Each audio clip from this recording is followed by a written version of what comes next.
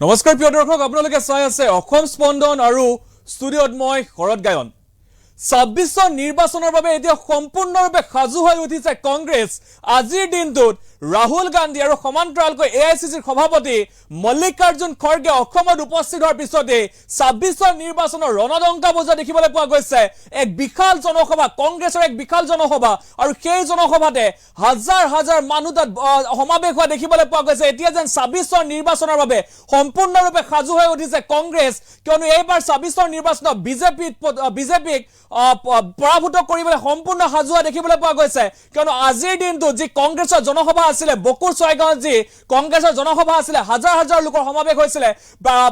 প্ৰায় বিভিন্ন প্ৰান্তৰ পৰা, অসমৰ বিভিন্ন প্ৰান্তৰ পৰা হাজাৰ হাজাৰ লোকে তাত সমাৱেশ কৰিছিলে। আৰু সমান্তৰালকৈ তাত যি ভাষণ প্ৰদান কৰিলে ৰাহুল গান্ধীয়ে, সেই ভাষণৰ পিছতেই স্পষ্ট হৈ পৰিছে যে এইবাৰ ২৬ নিৰ্বাচনত কংগ্ৰেছৰ বাবে বিজেপিৰ বাবে এক বৃহৎ প্ৰত্যাহ্বানৰ কাৰণ হৈ পৰিব কংগ্ৰেছ। কিয়নো বিগত সময়ছোৱাত যদি আমি চাওঁ, কংগ্ৰেছৰ কিন্তু ভয়ত এতিয়া বিজেপি কম্পমান হোৱা দেখিবলৈ পোৱা গৈছে।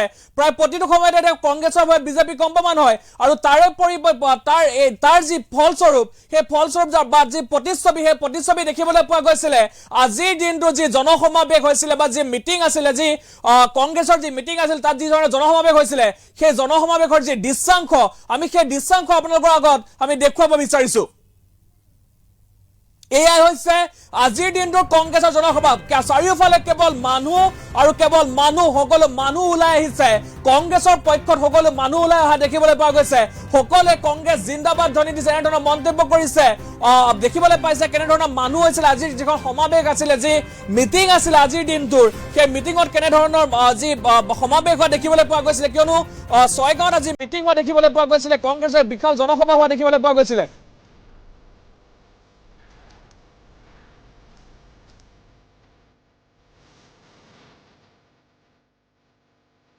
গান্ধীক উদ্যত ভাষণ দিয়া দেখিবলৈ পোৱা গ'ল, সমান্তৰালকৈ গৌৰৱ গগৈক ভাষণ দিয়া দেখিবলৈ পোৱা গ'ল। সকলোৱে যিহেতুকে ২৬ নিৰ্বাচন সমাগত, ২০২৬ নিৰ্বাচন সমাগত, সেই ২০২৬ নিৰ্বাচনৰ কাৰণে, কাৰণ সকলো ৰাজনৈতিক দলৰ এটা আশা থাকে, অসমক লৈ সকলোৱে আশা কৰে, সকলোৱে অসমখন বিচাৰে, বিজেপিয়ে হওক কংগ্ৰেছে হওক, সকলোৱে অসম বিচাৰে। আৰু তাৰ বাবে সেই অসমৰ আজি যি বকু ছয়গাঁৱত আজি বিশাল জনসভাত এনেধৰণে ভাষণ দিয়া দেখিবলৈ পোৱা গ'ল। প্ৰায় হাজাৰ হাজাৰ মানুহৰ সমাৱেশ হোৱা দেখিবলৈ পোৱা গৈছিলে। এই জনসভাখনতে সকলো ৰাইজ ওলাই আহিছিলে, অসমৰ ভিন্ন প্ৰান্তৰ পৰা, উজনিৰ পৰা নামনিলৈকে সকলো লোক ওলাই আহিছিলে আজি এই বিশাল জনসভালৈ।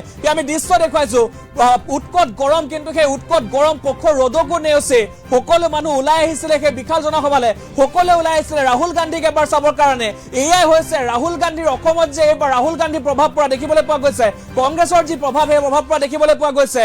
সমগ্ৰ আজিৰ দিনটোত যি মিটিং আছিলে বা যি জনসমাৱেশ আছিলে, সেই জনসমাৱেশত কিন্তু সেই ৰূপ, সেই যি ছবি, সেই ছবি কিন্তু প্ৰতিফলিত হোৱা দেখিবলৈ পোৱা গৈছিলে।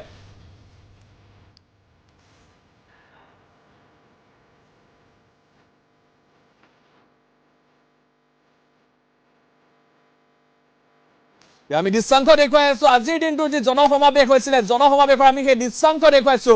আমি প্ৰতিটো আমি দেখুৱাই আহিছো, প্ৰতিটো দৃশ্যাংশ আমি দেখুৱাবলৈ চেষ্টা কৰিছো। যি ধৰণৰ আজি ছয়গাঁও অঞ্চলত যি ধৰণৰ জনসমাৱেশ হৈছিলে, বা যি ৰাহুল গান্ধী আহি যেনেধৰণৰ অসমত পদাৰ্পণ কৰাৰ পিছতে গুৱাহাটী এয়াৰপৰ্টত পদাৰ্পণ কৰাৰ পিছত যেনেধৰণে মানুহে উবুৰি খাই পৰিছিলে ৰাহুল গান্ধীৰ আদৰিবৰ কাৰণে। আৰু এয়া হৈছে বকু ছয়গাঁৱৰ যি জনসমাৱেশ, সেই জনসমাৱেশৰ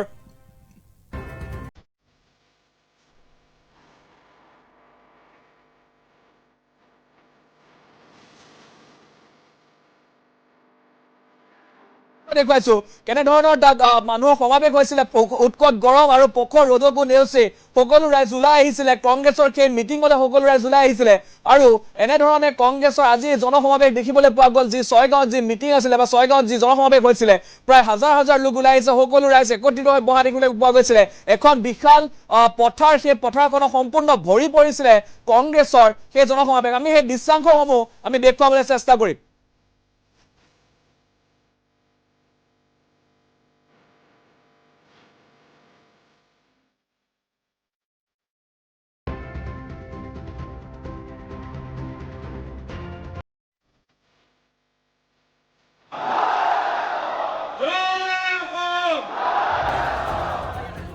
ধন্যবাদ। আজি বনগাঁও ছয়গাঁৱত কংগ্ৰেছ দলৰ ব্লক আৰু মণ্ডল কংগ্ৰেছৰ সভাপতিসকলৰ লগত অনুষ্ঠিত হোৱা আজি এখন কৰ্মী সভাত উপস্থিত থকা আমাৰ কংগ্ৰেছ দলৰ সভাপতি মাল্লিকাৰ্জুন খাৰ্গে ডাঙৰীয়া, উপস্থিত থকা বিৰোধী দলৰ দলপতি মাননীয় ৰাহুল গান্ধী ডাঙৰীয়া, উপস্থিত থকা নিখিল ভাৰত কংগ্ৰেছ সমিতিৰ সাধাৰণ সম্পাদক কেচি বেণুগোপাল ডাঙৰীয়া, AICC general secretary Jitendra Singh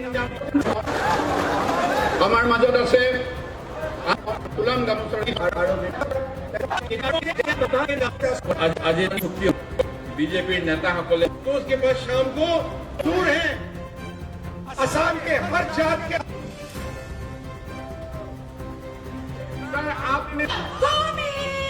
সংগীত পৰিৱেশন কৰিবৰ কাৰণে অনুৰোধ জনাইছোঁ।